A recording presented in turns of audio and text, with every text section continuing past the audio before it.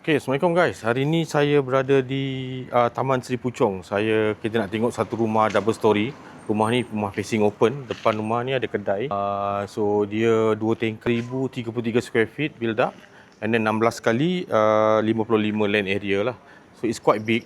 Rumah ni dekat dengan Tol Puchong yang menghala ke Putrajaya, daripada Subanjaya main place. Then you will pass by ada tol RM2 then you will need to turn left, then you akan dalam 500 meters atau 1 kilometer you akan sampai ke kawasan ni.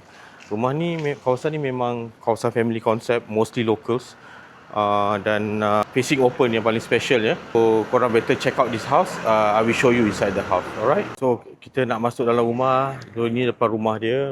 Depan rumah ni memang tanah kosong, tanah lapang. Ada kedai, lot kedai, ada kedai mama, ada kedai runcit. Dan luar ni dah jalan besar lah pergi ke LDP, menghala ke Putrajaya Puchong. So rumah ni jom kita tengok dalam dia. Rumah double story, 16 kali 55 square feet, 1033 square feet. Owner dah repaint balik. Dia dah pasang pintu baru, dah cat balik semua. Hall dia memang besar lah. So ada ni tangga naik ke atas. First kita tengok dulu dapur dia. Ni dapur dia. Dapur dia okay, not bad. Ada kitchen tabletop sini satu, and then you boleh extend the tabletop here. You boleh taruh fridge, boleh taruh your almari cabinet pinggan mangkuk kat sini, dan you boleh pasang shelf kat atas ni lah. So here is the bilik air satu dekat untuk gas. So bilik air ni, dan belakang ni pun ada lebih kurang 3 kaki land area, 3.3 ke 3.5 kaki. So ini korang boleh pasang awning untuk sedia baju, untuk letak washing machine. Ya, luar ni pun dia dah cat balik.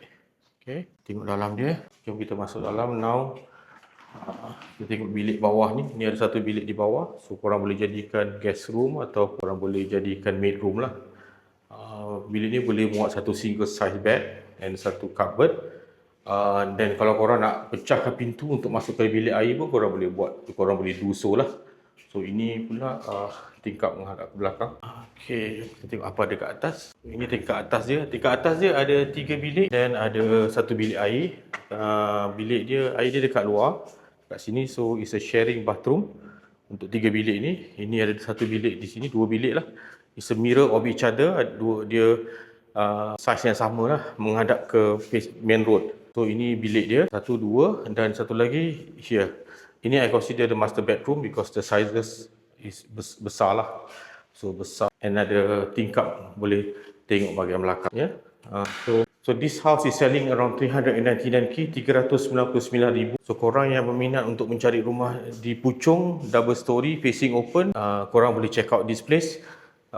Korang boleh view anytime, dan kita akan tunjukkan rumah ni, alright. So better view now because this house saya rasa memang akan terjual dalam masa yang terdekat lah.